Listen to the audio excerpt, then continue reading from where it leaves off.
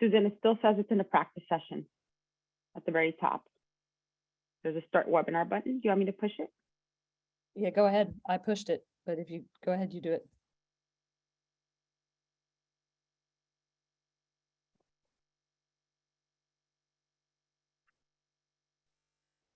There we go. Attendees are joining. Mm-hmm.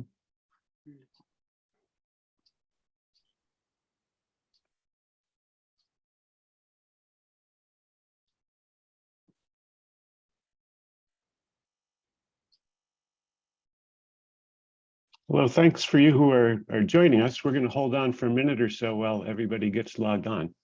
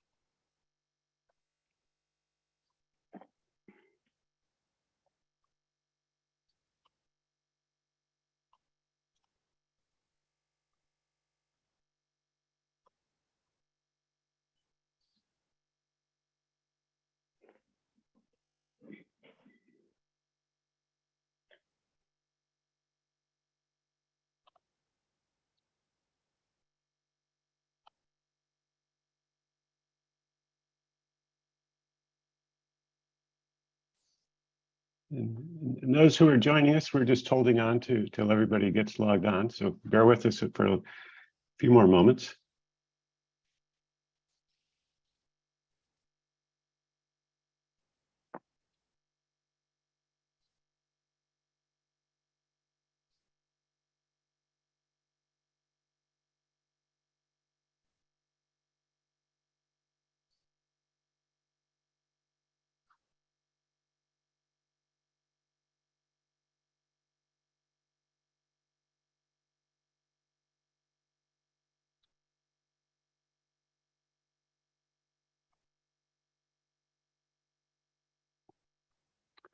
Okay, I think we're going to get started. Looks like we have about 69 people. We're expecting several more, but I'd like to say hello to everybody and thank you for joining us.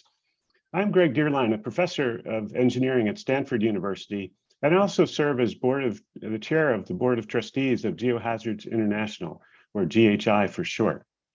For over 30 years, GHI has been working with communities around the world to reduce their risk to earthquakes and other natural hazards. With its talented and dedicated staff, GHI engages experts from around the world to advise and assist communities on steps that they could take to prepare ahead of disasters, improving the safety of their buildings and infrastructure, and being prepared to act and respond during hazard events. GHI works closely with local professionals and stakeholders in communities who have limited resources to prepare. In the past, I've had the opportunity to work with GHI on several projects, including ones on the design of vertical evacuation parks to mitigate tsunami risks in Padang, Indonesia, construction of earthquake-safe schools in Chocos, Peru, and working with universities in Pakistan to enhance their research and education programs in earthquake engineering. From these experiences, I've witnessed firsthand the dedication, skills, and success of GHI staff at engaging international experts to work with and empower communities to build their resilience. Today, we'll have a discussion with several of these experts to learn about their role in advancing GHI's mission. I'm delighted to introduce GHI's president, Veronica Cedillos, who will moderate today's discussion. Veronica has a background in civil and structural engineering and 15 years of experience working with communities around the world to strengthen their resilience to natural hazards. So I'm really thrilled to invite Veronica to moderate today's event. So to you, Veronica. Thank you so much, Greg, for that very warm introduction. Welcome, everyone. Good morning, good afternoon, good evening. We have close to actually over 200 people from over 30 countries registered for today's webinar, and we're really delighted to have such a global audience, especially given the topic of today's webinar. Before I jump in, I do want to note that we have the option for simultaneous translation into French today. If you're interested in hearing the interpretation in French, please click on the globe icon that says interpretation in your Zoom bar. Here you can pick the audio channel you wish to listen to. These instructions were also put in the chat in English and in French. We will also have an open question and answer session at the very end of the webinar, but please feel free to post your questions in the Q&A box throughout the webinar. As speakers will be typing responses to questions as they come in. My colleague Susan Fields-Bailey will be facilitating the chat and the Q&A box as needed. And with that, I'd like to share my screen and get us started.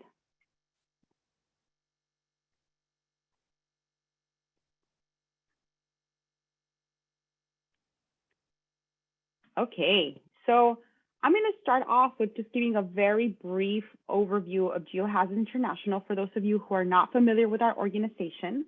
So GeoHazards International, GHI, we're a global nonprofit that was founded over 30 years ago with headquarters in California.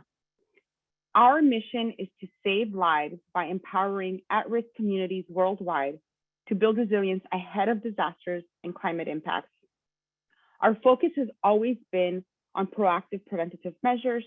So we're trying to be in communities before natural hazard events occur, before disasters occur, when it's most effective to save lives. We apply the latest science and engineering, and this can take different forms. And one of the ways that we do that is partner with leading scientists and engineers and experts throughout the world, some who you will hear from today. We aim to be a catalyst for locally led action. And this is really important because we know that building disaster resilience doesn't happen overnight. It needs to be a long-term effort. And we also emphasize strong local engagement, as we know this is key for long-lasting impact.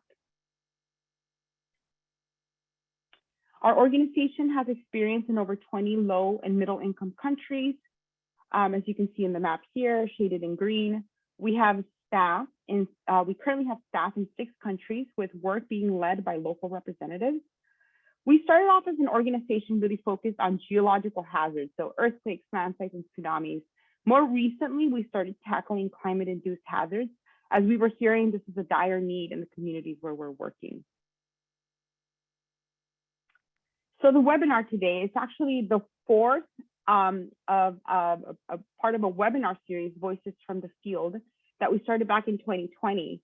And this was really an adaptation to the fact that we could no longer meet in person. And so we started having these online webinars. And one of the really wonderful things about this, the silver lining of the pandemic, if you will, is that we were able to bring in the voices and perspectives of our staff members on the ground in other countries, which has previously been very difficult to do. And I'm just absolutely thrilled that in this 4th episode of this webinar series, we're also going to hear from our global partners. So it's really exciting to be able to bring in so many different perspectives from different parts of the world. So today's webinar is about featuring our global partners and the important role that they have played in advancing our mission and building disaster resilience in their own communities or for other communities. So it's titled Disaster Resilience Through Global Partnership and Exchange. Our partners span many different disciplines, as you can see here, from civil engineering to social science to geology, disaster management, just to name a few. I'm not going to go through all of these today, but rather it's just a list to give you a sense of the variety of expertise and perspectives that have gone into our work over the years. But it's not just about disciplines. Beyond multiple disciplines, diverse knowledge at all levels needs to be incorporated in order to have lasting impact. This includes different disciplines at the local, national, and international level, with each bringing their own unique knowledge, experience, and viewpoints.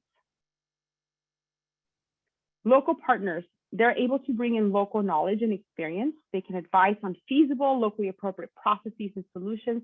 These are the people who really know their own community, right? They know who should be included in the work, who's making the decision, who's influential, what the local practices are. This is absolutely critical to come up with feasible and something that's locally appropriate that considers the local context.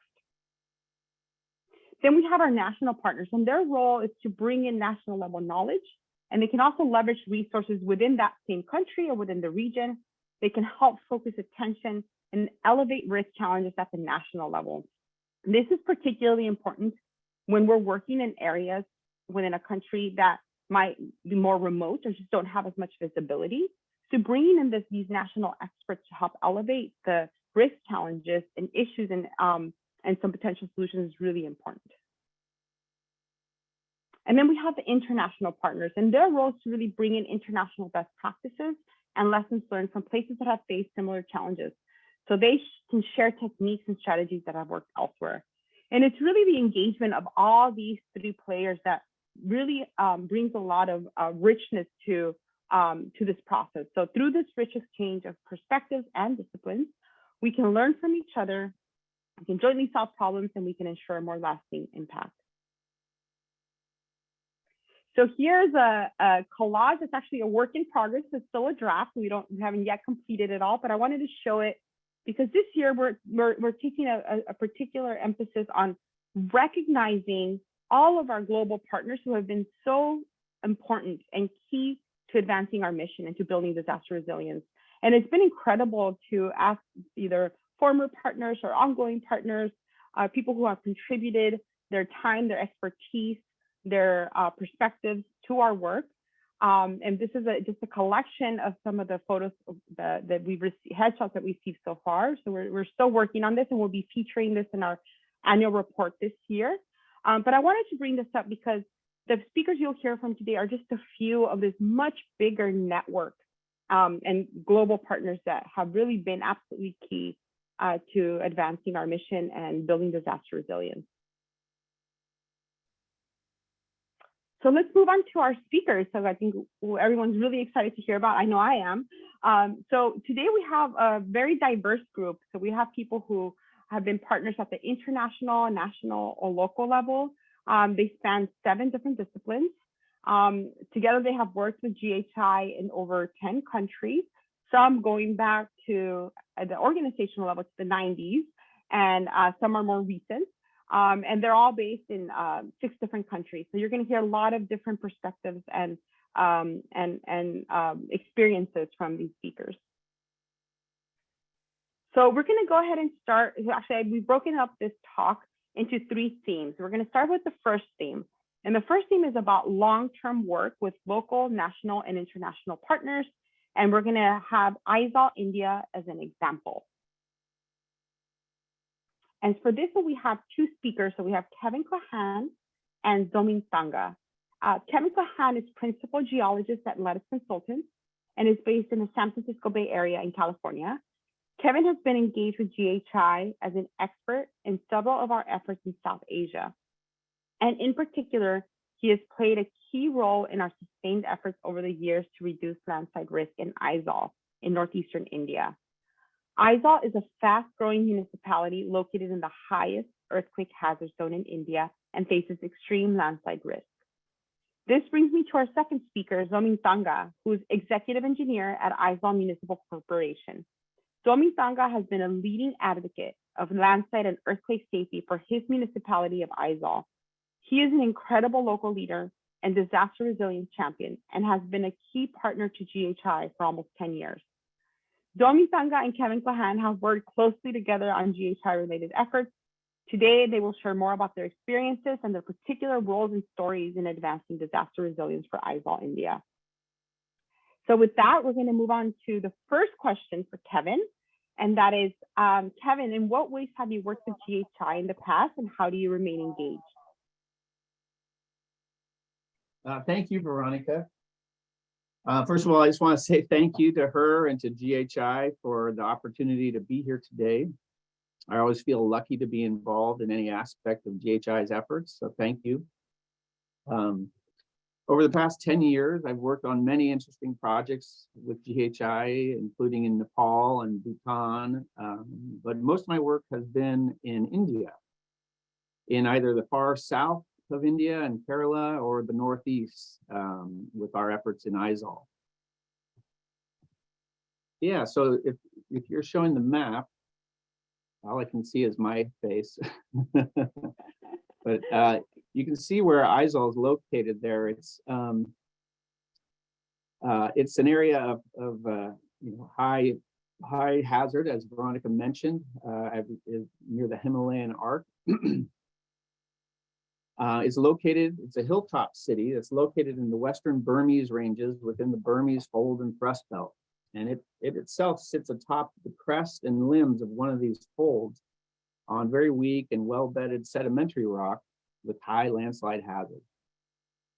And it's a unique place, but it's also not so unique, as there are many other hilltop cities in India and South Asia with similar conditions and hazards. And some of the work that GHI is doing is trying to compound our work that we've done in Aizawl and then be able to apply that to other cities in the area. So the work there is ongoing. So we started in 2012 or so, and the work there evolved from publishing a scenario report on the potential effects of a magnitude 7 earthquake on the community, to creating a landslide hazard policy council, which helped develop stronger grading and building requirements, as well as creating staff positions for a city geologist, which they'd never had before, to ensure compliance with these new codes. We ultimately produced a landslide hazard map of the entire Aizawl municipality to help guide construction projects in high landslide hazard areas. And along the way, I worked with some great people with different expertise from the local and international communities, including another speaker today, Bill Holmes, who you'll hear from in a bit. And the next speaker is Zoming Thonga, who is a lead engineer, as you mentioned, of the Aizawl Municipal Council. And he is also the best guitarist in Aizawl. We received very strong support and encouragement from Zoming Thonga and all his colleagues at the city. And we are still discussing ways to help improve on what we've done so far. And so that's really the end of my answer to question number 1. I know we're limited on time as speakers. Thank you so much, Kevin. So let's move on to the second question. And this is for Zoming Thonga. So Zoming Thonga, in what ways has working with GHI inspired your efforts and supported your advocacy? Thank you, Veronica, and thank you, the entire GHI team, who made it possible for me to be a part of this webinar. And it's a big honor for me. And thank you for that warm introduction. And Kevin, too. Yes, thank you so much for that part of the introduction.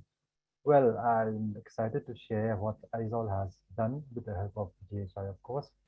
I will just start off with the building regulations, the building bylaws that we had in place since 2008 in our city here in Aizawl. Well, that took care of the building part, but did not cover the hillside excavation, the slope modification that comes with building construction here in my city. So from the time we had building regulations, we were thinking about some other regulation to regulate the earth cutting. So that was to come much later, few years later. In 2013, there was a huge landslide happening here in Aizawl that totally destroyed several homes and left 17 dead and many wounded. That is right in the city, right in the heart of the city. Now that was a wake-up call. It was not that we weren't aware of our risk to seismic activity here in these parts. We are situated in the zone 5, the highest zone for seismic risks. However, since we have not had any major disaster in known memory, in living memory, we are kind of not too alarmed by the fact that we're in zone 5. But then the GHI came and made this scenario for an earthquake happening during the day with a magnitude of 7 on the Richter scale. Well, that actually helped us quantify the damages that we can expect from a calamity as serious as that. Now, that was more or less a wake-up call, especially for the municipality. And just shortly after that, that's when the Lai Pui landslide, the tragic landslide took place. And just 5 months after that, we formed the Aizawl Landslide Policy Working Group with the help of GHI. Now that developed consequently the Landslide Policy Committee for Aizawl City. Now it has a roadmap to stability, a plan which sets definite specific targets for building resilience against earthquake in general and landslide specifically. And at that time, around 2014, we started working on the site development, what we call the site development and slope modification regulations, which regulates cutting of earth or filling. It was based on the California grading rules, and we adapted it to the Indian condition here in Mizoram. And that came into place much later in 2017. But then we were faced with the problem of not having the technology, the technical expertise that we need in the municipality. It took us some time to create posts in the municipality, but now we have appointed 2 geologists who are working with 95 registered geologists, 142 engineers, 7 soil engineers, and 9 firms registered under the municipality here in Aizawl. So these people help in creating geotechnical reports for whoever wants to apply for a construction permit or a site development permit. So now we have now the regulation came into force last October, and now we have given over 1,000 permits for site development or slope modification within Aizawl. And we have rejected a few. I think we have rejected about 10 applicants because the land was not suitable for the proposed construction. And we have a lot to go. We have a lot left to do. The roadmap to stability that I've mentioned sets targets for medium term, long term, and Aizawl has a long way to go. Once again, I thank GHI for making all this possible and strengthening us in the field of disaster management and resilience. Thank you. Thank you so much, Somintanga. That's really incredible to hear about how much progress there's been made. And as you said, it's a work in progress, but I guess that's part of really building resilience and keeping that moving. So we've been just absolutely thrilled to be partners with you. Okay, let's move on to the next question. So we're going to move to Kevin again. And the second question for him is, what was unique about the GHI efforts you participated in? Yeah, thank you again, Veronica. So really working with people like Somintanga, working with local stakeholders, including the local professional community and also the local academic community. We did a lot of work with the University of Mizoram, and we taught a field school. They have a strong geology program there, but not so much in the quaternary hazard studies area. So we went out in the field and mapped landslides and did cross sections, and we had probably a group of 50, 60 interested engineers and geologists. And I usually don't work so closely with so many stakeholders as I typically kind of stick to the science when I'm studying hazards for a new dam or a new power plant. So it's really nice to work with. One of the students, I got to know many people over the years and was glad to help whenever there was a question. I still get questions periodically through email from Aizawl. And, one opportunity involved a student. So he was very interested in quaternary science and landslide geology. And so I recommended him for graduate studies at the IIT Roorkee University.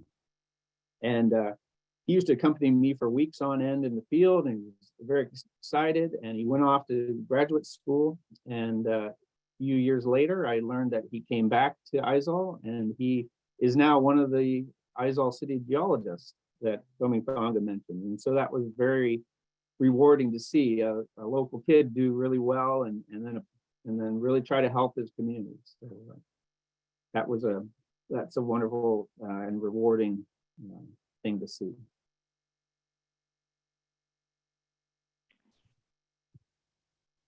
Thank you so much, Kevin. That's such a wonderful story. I remember the first time you shared it with us, I had no idea that that kind of came around full circle. It's really, really wonderful to see. Okay, so let's move on to the last question for Zomintanga. And Zomintanga, your question is, in what ways has GHI's long-term presence in Aizawl through GHI's mitigation officer, Lalimpuy Tlau, made a difference? And so for those of you joining and seeing the screen, Lalimpuy is the person all the way to the left in the bottom right-hand photo you see right next to Zomintanga. And she's been a key local staff in the area, leading local efforts for almost 10 years now or so. So I'll stop there and let Zomintanga respond. Thank you, Veronica. Well, there's no life with GHI in Aizawl without Rinpui. Every time we have an event coming up, a meeting of the policy committee, or need to work on the agenda, or liaise with the different departments of the state, and to explain the activities of the municipality regarding the disaster mitigation. Rinpui is always available to help and to assist, and we always need that push in the municipality because of the different subjects that we have to look after. And Rinpui is always there to remind and give us that little push that we need every now and then. And she's very dedicated. She's always available. Thank you so much, Rinpui. Thank you so much for that response. It's been really wonderful to have Rinpui there and to be the liaison between the different teams and to be directly connecting with you and also keeping us informed of what's happening on the ground and the best ways that we can be useful, because we don't want to be redundant, or we want to make sure that whatever we're doing brings value. So that's just really wonderful to see that relationship and that engagement that Rinpui has had with leaders such as yourself, Zomintanga. Thank you, Kevin, and thank you, Zomintanga, for that. Yeah. We're now going to move on to the second theme, and give me 1 second. I'm sharing my screen now. Okay, so this theme really emphasizes engaging and strengthening local professionals and their important work in advancing disaster resilience within their own communities. We're going to start with Bill Holmes, world-renowned structural engineer who's retired from Rutherford and Joaquin in the San Francisco Bay Area in California. Bill has extensive experience in seismic evaluations, assessments, and building retrofits. In 2017, Mr. Holmes was elected to the National Academy of Engineers. He has been a valued technical expert for numerous GHI projects for close to 20 years now. Bill is going to share his reflections and perspectives on what it takes to have effective technology transfer. We're also going to hear directly from 3 technical professionals on the ground: Nepal, Haiti, and the Dominican Republic. In Nepal, we have Surya Narayan Shrestha. He's a structural engineer and executive director at NSET, which stands for the National Society for Earthquake Technology, Nepal. NSET and GHI started collaborating back in the 1990s, and our collaboration continues till today. Surya is going to share NSET's perspectives on our partnership over the years. From Haiti, we're going to hear from Steve Smith. He's a geophysicist, assistant professor, and researcher at the Faculty of Science at the State University of Haiti in Port-au-Prince. Steve has been a featured national expert speaker and key collaborator for our initiatives in Haiti over the past several years. He's going to talk about his role in advancing the understanding of earthquake hazard in Haiti and how his work is aligned with GHI's ongoing disaster resilience efforts in his country. Last, we will hear from Ashley Morales Cartagena from Santo Domingo, Dominican Republic. Ashley is a geotechnical engineer and international consultant in disaster risk reduction. She's also the outgoing head of the School of Civil and Environmental Engineering at Pontificia Universidad Católica de Madre y Maestra, so that's PUCMM for short. The Dominican Republic is our most recent country program, having started work there for us for GHI in late 2019. Ashley was incredibly helpful in advising us when we first started our program there and hired our local representative. She will share her thoughts and ideas for how GHI can continue to support and how to further strengthen local disaster resilience efforts in her country. So let's start with our first panelist, that's Bill. And we have one question for him, and that's, Bill, what do you think are the most critical aspects of effective technology transfer in communities for GHI work? Well, thank you, Veronica, for asking me to speak this morning and also for that nice introduction. I've made many trips to India and Bhutan, including the fascinating cities of Dharamshala and Aizawl, as it's already been discussed. I was almost always accompanied or led by GHI's excellent technical representative, Janice Rogers. We together have written guidance documents, given both technical and training seminars, provided review of local analysis and design, and performed boots on the ground seismic evaluation, mainly of hospitals, including their supply of outside utilities, which is most often their worst problem. Technology transfer, or more accurately, I think not necessarily technology, but knowledge and awareness transfer, is generally effective in proportion to the actual activities involved rather than classroom lectures. For example, getting a school retrofit designed and construction in Delhi was far more effective than telling engineers how to do it, which we did for several years before we managed to get an actual retrofit example. Also, performing example hospital evaluations, as I mentioned, on site and pointing out potential problems was far more effective than books, manuals, and classroom lectures. Seeing Hari Kumar actually install a restraint on a cabinet generated far more interest than the accompanying lecture. I'll never forget seeing Hari, electric drill in hand, walking through a hospital looking for the right cabinet to anchor, with the entire class following, sort of like the Pied Piper of seismic protection. Finally, going through the intricacies of a full calculation for an equipment anchor made a bigger impression on local engineers than simply telling them to anchor it. So working these kinds of actual activities into visits, which is actually part of the GHI philosophy, leaves far more lasting impressions than manuals and classroom work. Thank you. Thank you so much, Bill. I love hearing those stories and things that left impressions on you over the years. Thank you so much.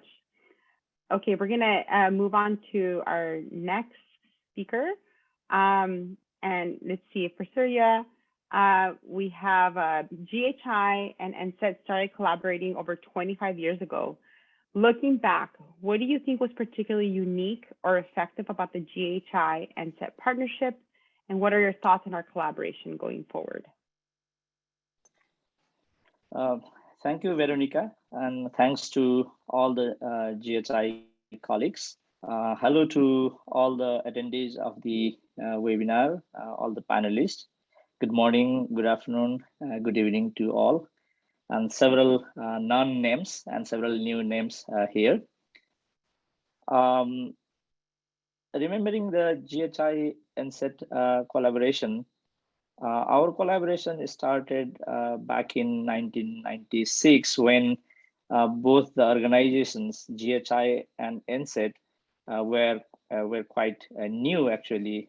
We were operating just few years then. The context was we had a large earthquake in 1988, and we were still in fresh memory of 1988 earthquake. But despite Nepal lies in a highly earthquake country and the hazard and risk is very high in the country, but the awareness about earthquake risk at that time was very low. Back then we started our collaboration, and one of the important activity that we did together was to develop the earthquake risk assessment, earthquake scenario for the capital city Kathmandu Valley. We did the assessment of the risk considering the repetition of 1934 mega earthquake in Kathmandu, suffering Kathmandu Valley. So the result of risk assessment was translated into a layman's story called Vaicha. The scenario was translated into Vaicha's story, which was very helpful in raising awareness about earthquake risk in Kathmandu Valley. That was very important milestone activity, I should say, which was instrumental in raising awareness about earthquake risk of Kathmandu Valley, not just of Kathmandu Valley, but of the entire country. That was one of the important activities of our collaboration. And then subsequently, based on the scenario, based on the risk, that action plan guided us through another decade or 1.5 decade.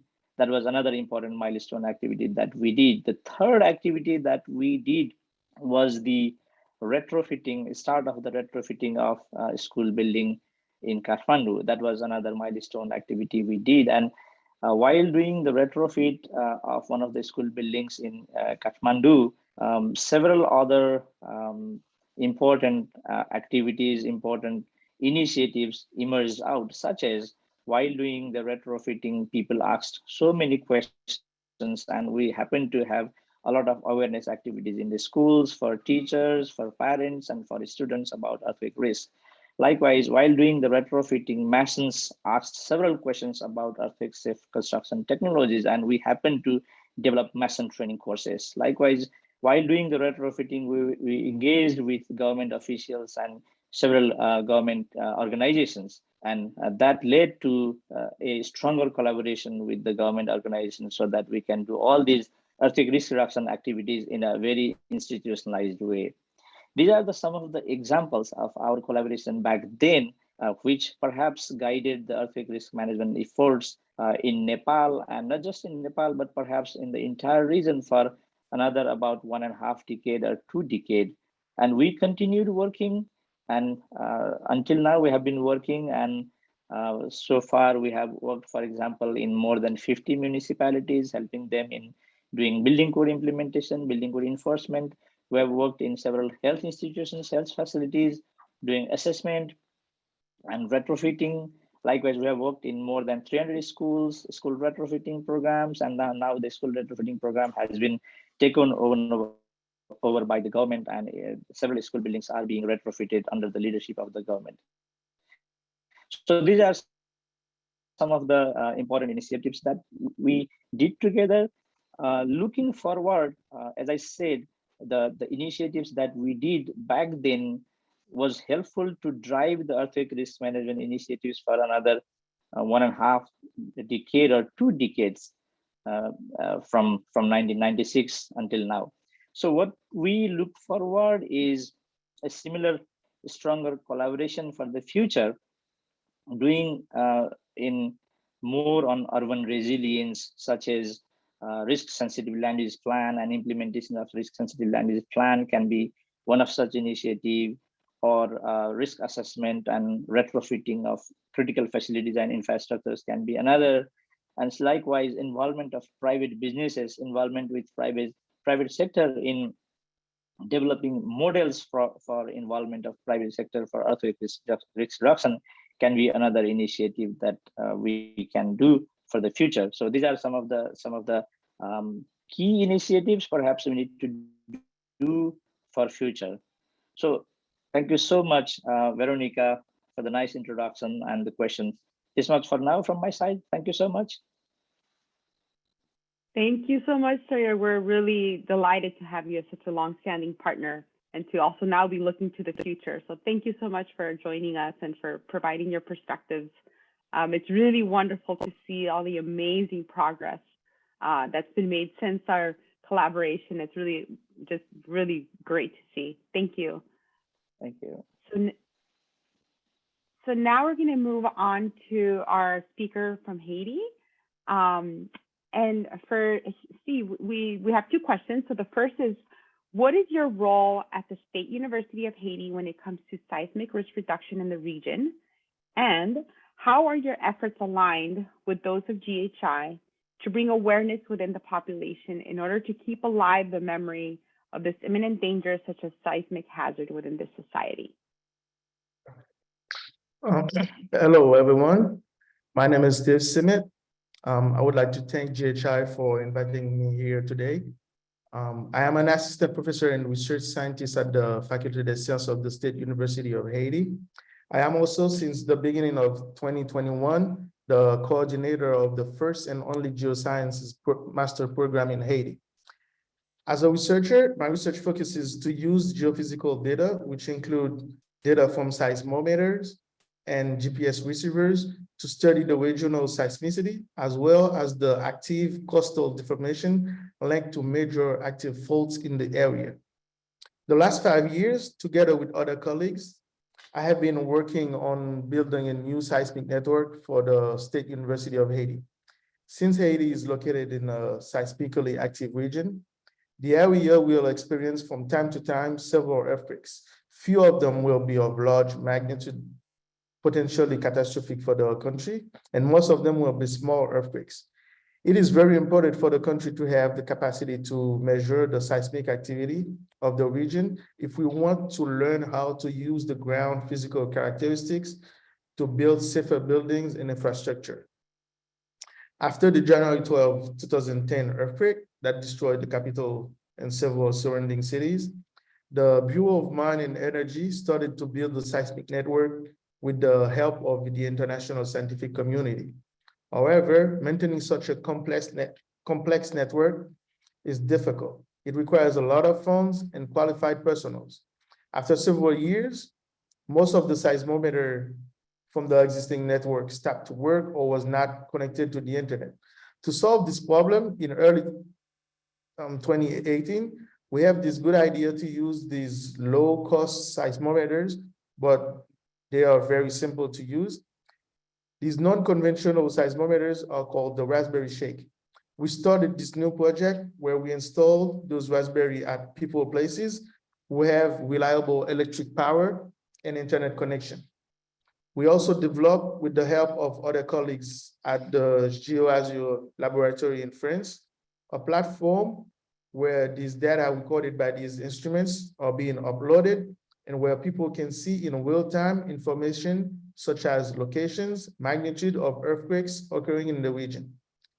Back in the days, we relied solely on information from the USGS website in order to know about seismic activity here.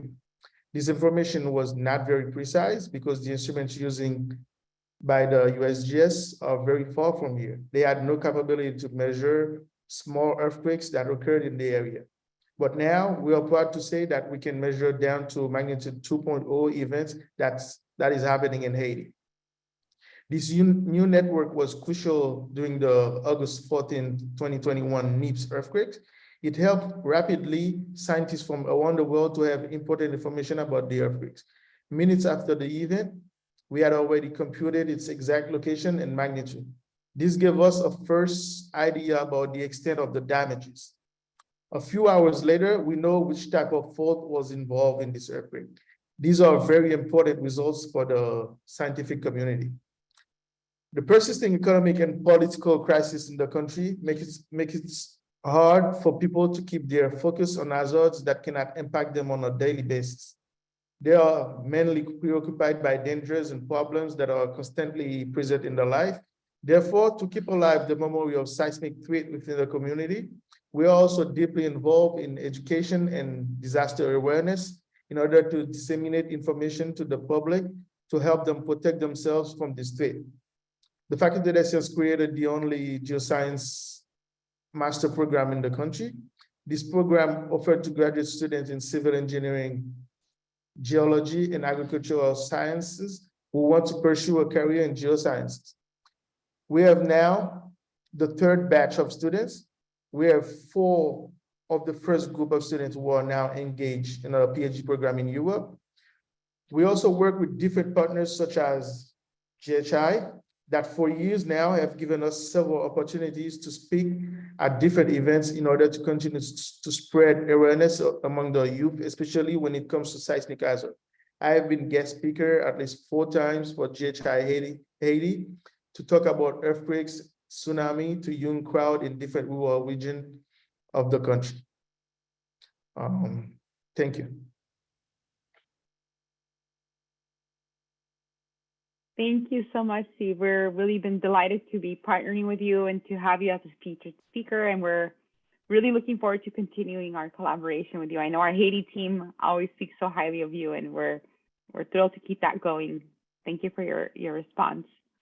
Thank you.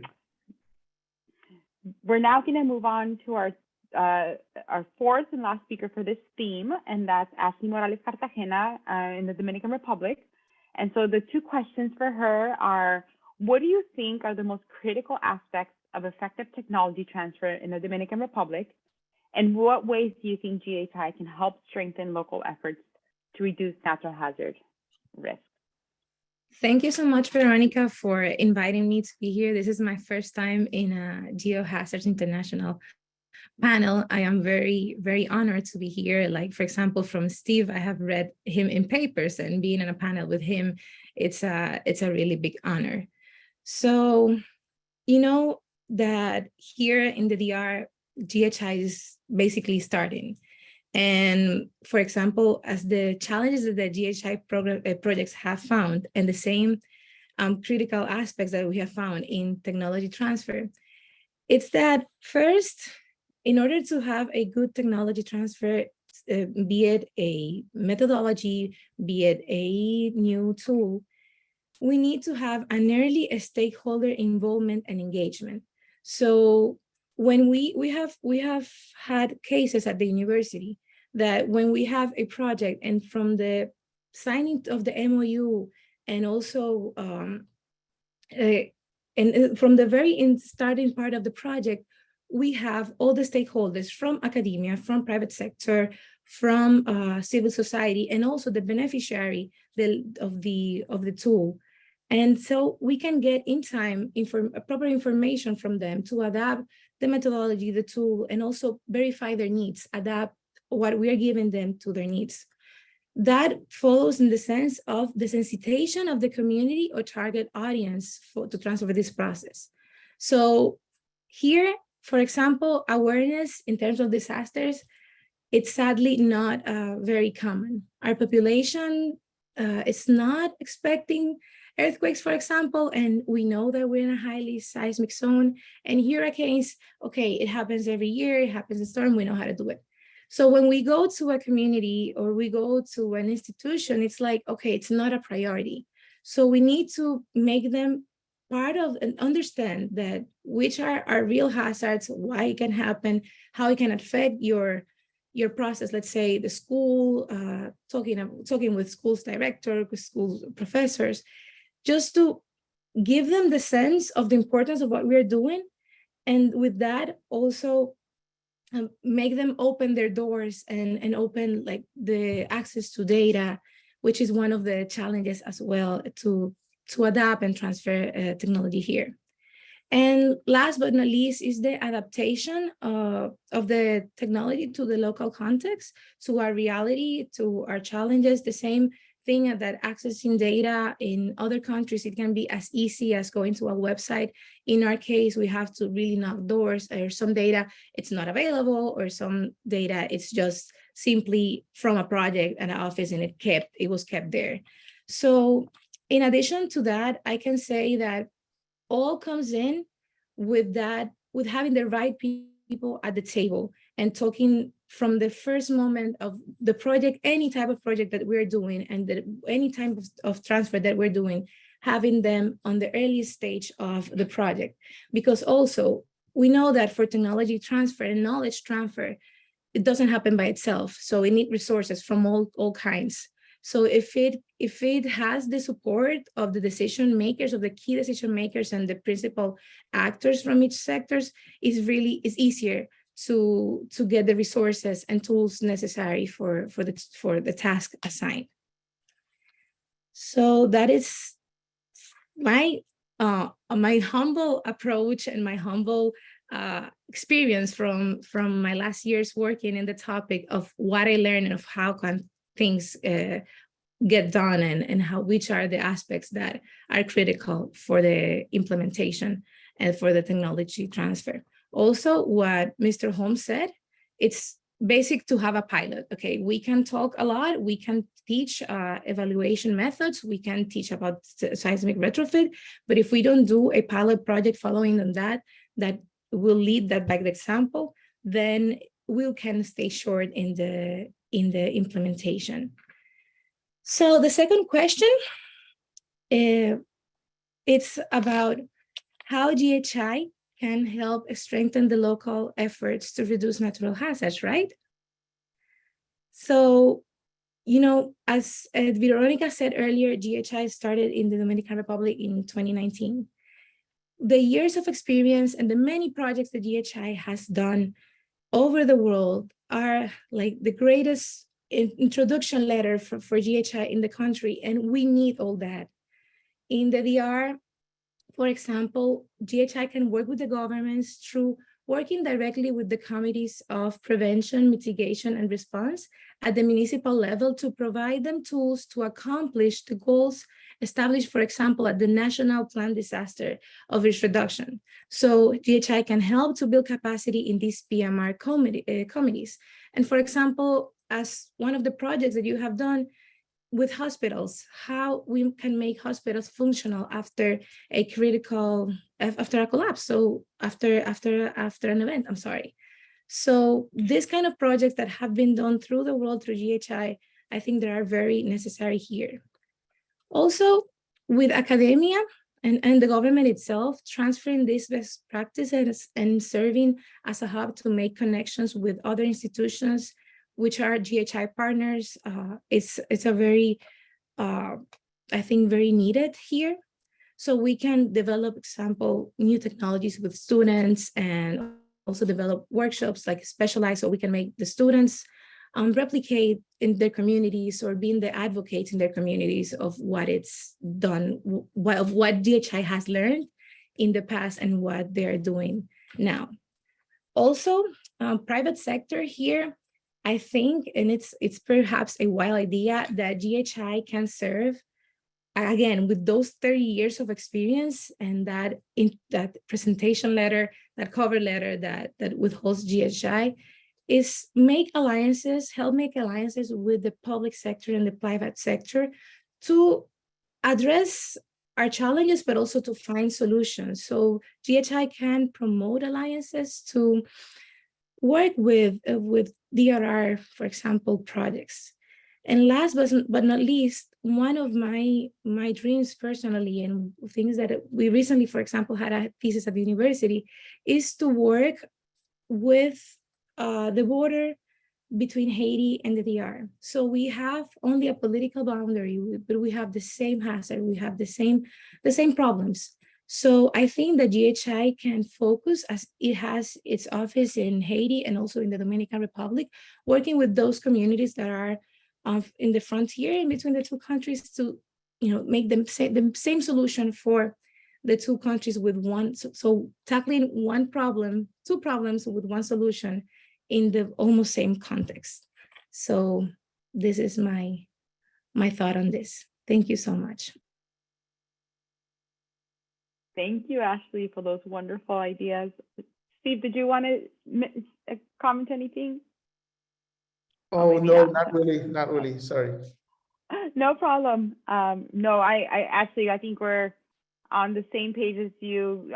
With Haiti and Dominican Republic sharing an island, that you're what you stress is really on point in terms of facing very similar challenges. And I think growing the collaboration that's already happening amongst our staff members, both in Haiti and the Dominican Republic, is something that we really want to try to continue doing. But thank you so much, Ashley, for your thoughts, your ideas, and we're looking forward to continuing our collaboration and our work in Dominican Republic.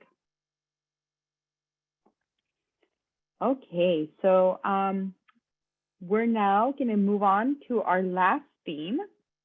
And for this last theme, we have our last two speakers, and they're going to recap the core of our approach, and you're going to hear an example from Bhutan. So let me introduce the two speakers. So we have Karma Domasering from Bhutan. She's a policy specialist and currently serves as the National Director at Save the Children. She previously worked at GHI as our Bhutan National Coordinator and was instrumental in setting up GHI's program in Bhutan over 10 years ago. She was especially skilled in engaging local stakeholders and facilitating work with multiple diverse international partners. She's going to share her experience and perspective of working with GHI. We will then end with Lori Peak, professor in the Department of Sociology at the University of Colorado at Boulder and director of the Natural Hazards Center. Lori has been an expert on multiple GHI-related projects over the years. This has included a global effort to better understand the needs and barriers in some of the most earthquake-prone regions in the world. Much of her work focuses on reducing social vulnerability to disasters and in advancing the ethical conduct of disaster research. As an expert in this field, she will share her thoughts on working effectively and respectfully with communities at risk. Before we jump onto the questions for our panelists, I just want to remind everyone, encourage everyone to continue putting questions into the Q&A. We will have a session at the end, but please feel free to put in your questions as some of the speakers are answering live. Okay, so for our first speaker, Karma, first question is, how has GHI inspired local efforts in Bhutan and advocacy over the years? Thank you so much, Veronica. Hello, everyone, and Kuzu Zangpo from Bhutan. I just want to first start by saying that I'm very happy to participate in this webinar and to once again be among GHI staff and well-wishers. As introduced by Veronica, I have worked with GHI first as a counterpart while I was working in the Department of Disaster Management in the Royal Government of Bhutan, and later as the National Coordinator for the GHI office in Thimphu. So thank you so much for having me today. In terms of how GHI has inspired local efforts and advocacy for disaster resilience, I must say that GHI's work has been critical and strategic in the journey of disaster risk reduction and preparedness in Bhutan. And I want to start by sharing my first memory of GHI, which is of my dear friend Hari Kumar, who is currently the South Asia Regional Coordinator for GHI based in Delhi. We met in 2011 while Hari was leading a school disaster preparedness and safety workshop, his first workshop in Bhutan. And I was then heading the newly established disaster management division under the Ministry of Home and Cultural Affairs. And it was in this workshop that I, along with the school principals and disaster focal teachers of the 6 eastern districts of Bhutan, were introduced to not only the science behind the natural hazards, but also to very simple and effective preparedness and mitigation actions that we could take at individual, family, school level, community level. So it was eye-opening, to say the least. And after this first event, we went on to cover all the schools in Bhutan. And I remember on one occasion, the Department of Disaster Management, we hijacked Hari from the Paro airport while he was waiting for his flight to Delhi to have him speak briefly at a disaster risk management training session that we were organizing for the teachers in the Paro district. So this is just to say the level of commitment that GHI as an organization and as individual staff have towards their work. And this commitment, coupled with knowledge and expertise, has really inspired local efforts in the country. And another event that that comes to mind is the first nationwide school earthquake mock drill event that GHI organized and led in coordination with the Ministry of Education. This was in 2013. And personally, for me, it was a very significant moment knowing that children and teachers in over 400 schools in Bhutan were performing the drop, cover, and hold action at the exact same time. So this tradition still continues, and the Ministry of Education has marked 21st September, which is the day of the magnitude 6.1 earthquake that hit Bhutan in 2009, as the annual school disaster management and school earthquake mock drill day. So till date, both Hari and I, we are still part of the the WeChat and WhatsApp groups that were created by the teachers at that time to share information during that event. And it is still very satisfying to see pictures from around the schools in the country sharing their actions on preparedness, the mitigation efforts that are ongoing, and also pictures of the drills that they are conducting in the schools. So apart from these two examples, I also want to say that GHI has inspired actions through the development of policies such as action plans for school safety and for the safety of health facilities, non-structural mitigation guidelines for schools and education institutions. So these have been all adopted and endorsed by the government of Bhutan and are in the various stages of being implemented. And also by conducting technical assessments, such as the initial seismic assessments for key hospitals, providing evidence-based recommendations to policy and decision makers for mitigation and preparedness. So I would say that GHI's work in Bhutan has inspired action at all levels, at the individual level, family level, in schools, institutions, and government agencies. So that's what I would like to say for this first question, Veronica. Thank you so much, Karma. Wow, that was a lot. That's really wonderful to hear all that, to hear your perspective and experience in particular with it. Let's move on to the second question for you, and that's what was the most rewarding aspect of your work with GHI?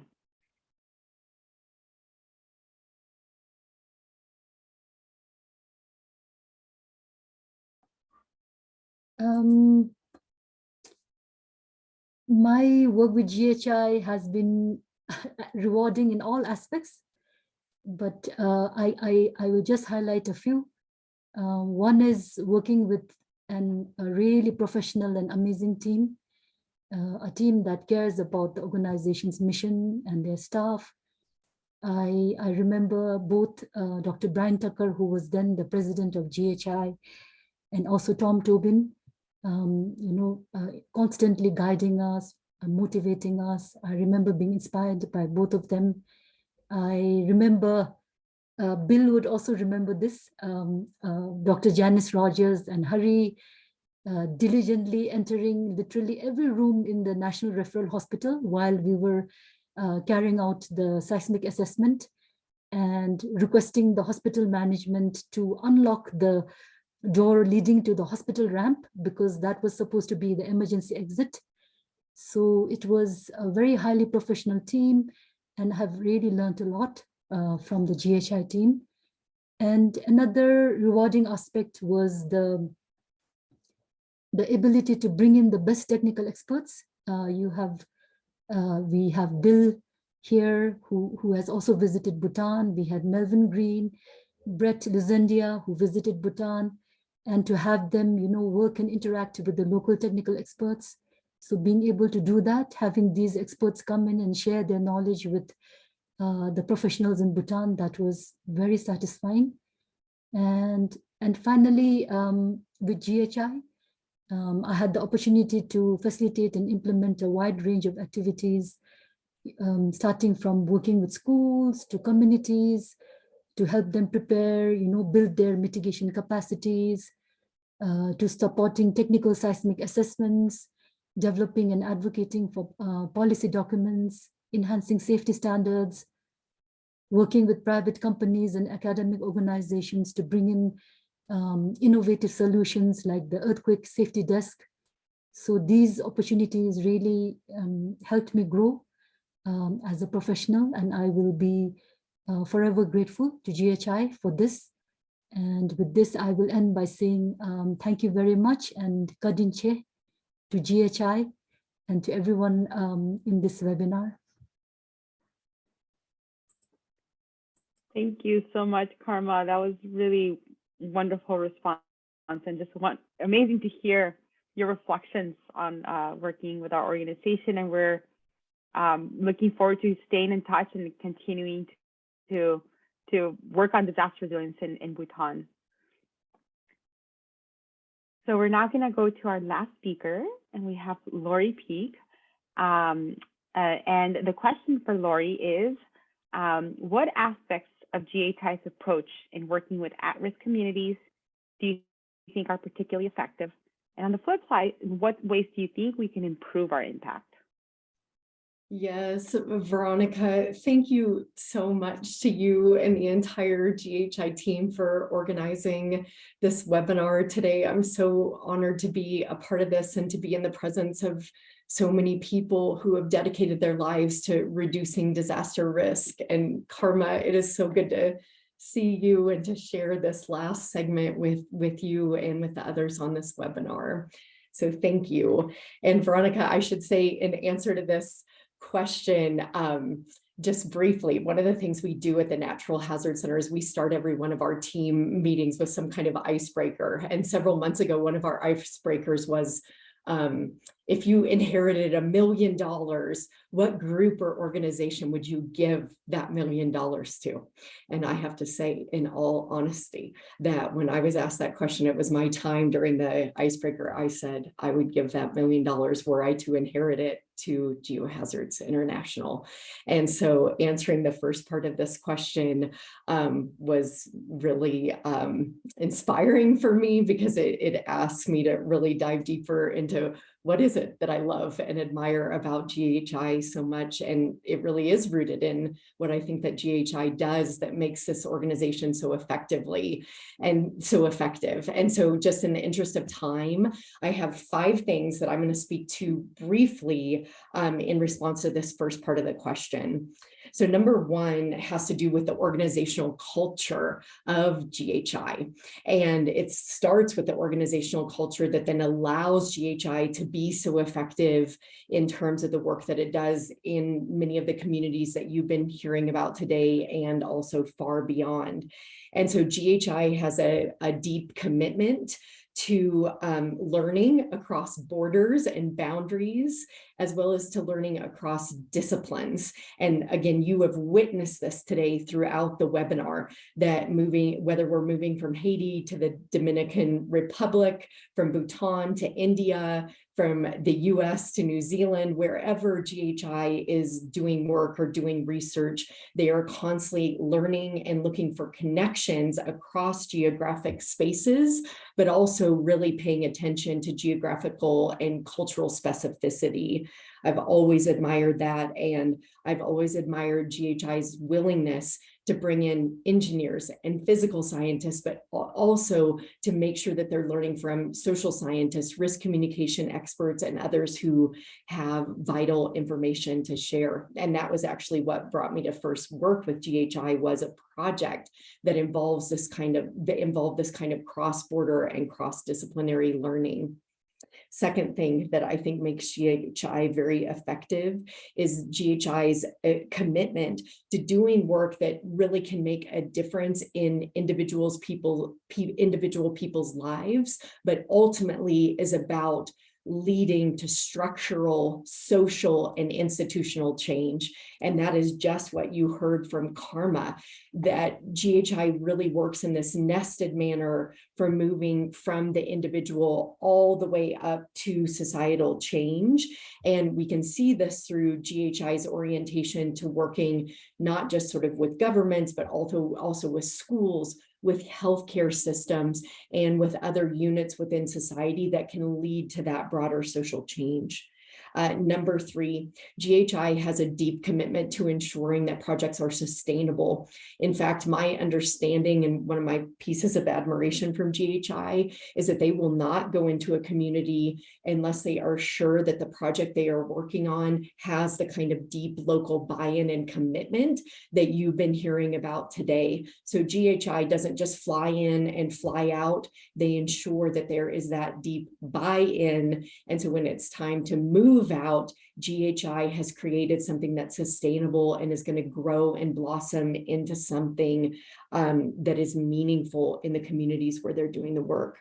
Number 4, GHI has a real commitment to working with children and other members of communities that are oftentimes overlooked, but have so much to contribute to risk reduction.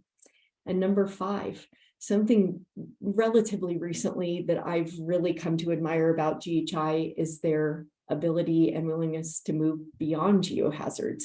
Despite the name Geohazards International, the leadership of GHI has recognized that the risks that we face are so profound and are interconnected across natural hazard types. And so earthquakes and landslides, yes, but also flooding, fire, and multiple other hazard types.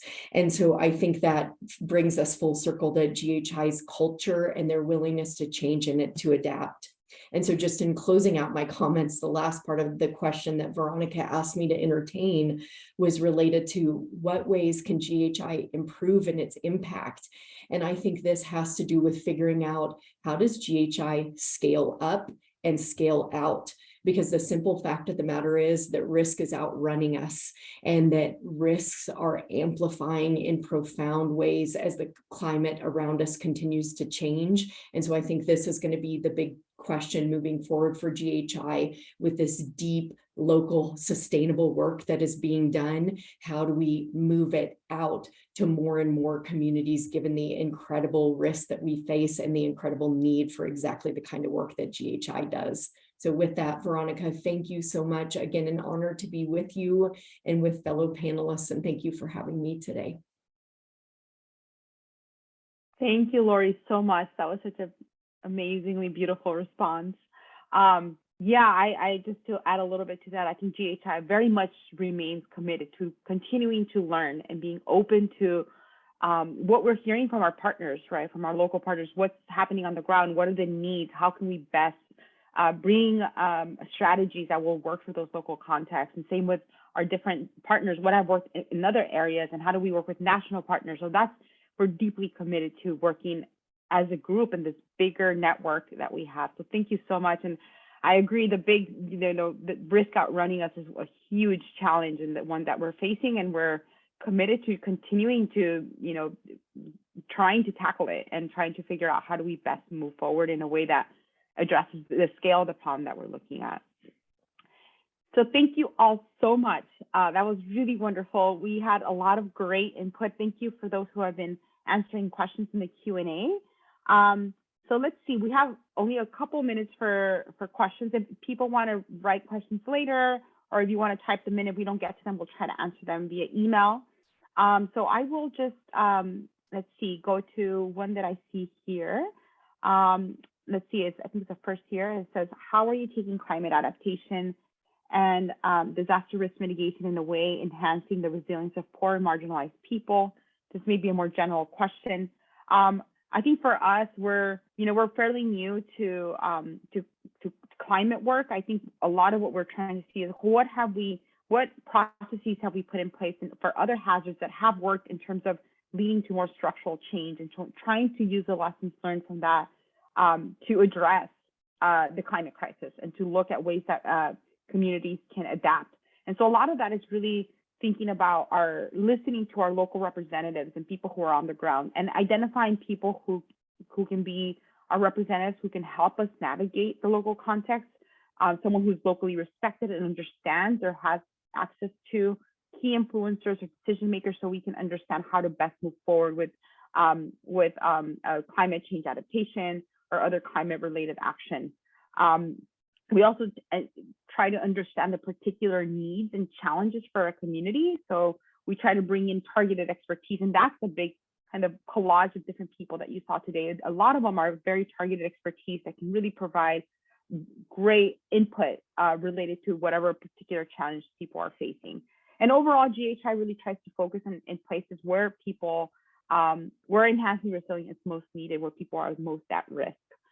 So almost by default, by our mission, we're focusing on communities like this.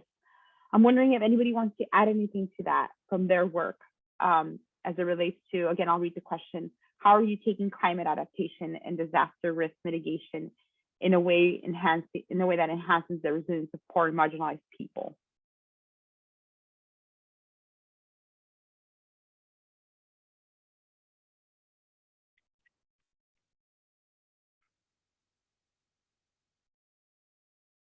Okay, well, I'm not hearing any volunteers. So I'm looking at the Q&A. I think some of our staff members, thank you to our staff members who are jumping in and answering some of these questions that are more generally based for GHI. I think we had really good responses from some of our speakers to some of the questions that came in. Please feel free to continue those or send them over email.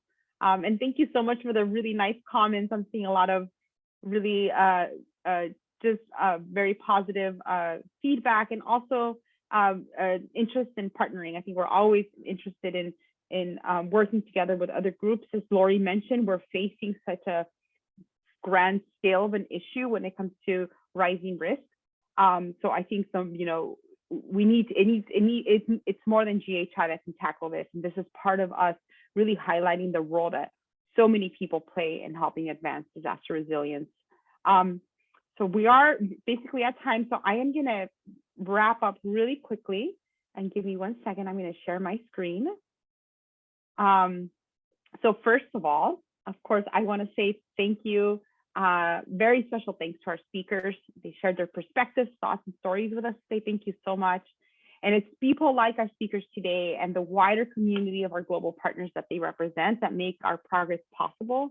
And again, many of you in the audience, they are also part of this community. So many thanks to you as well.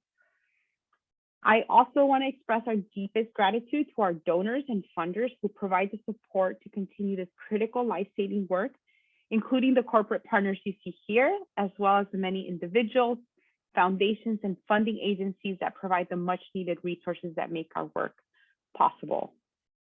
And I cannot have this webinar without giving a very special recognition to our staff members. You heard a lot of their names today and people reflecting on the experience of working with GHI. A lot of them are here that they were mentioned throughout the responses. They're really also incredible disaster resilience advocates themselves. And they're the glue that brings all these players together towards making this world a safer place. So thank you so much. And a very special thank you to Garmalia, who was willing to jump on and interpret in French for us today. Thank you, Garmalia. And with that, I'd like to thank the audience for your interest in our webinar today. If you have any additional thoughts, questions, or comments, please feel to reach out.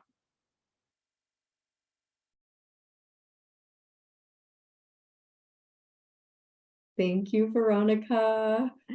Thank you, everyone. Thank you. Thank you. Thank you. And thank you, Thank you. Susan. Bye-bye. Thank you so Thank much. Thank you. Bye. Bye. Thank you. Thank you. Bye-bye.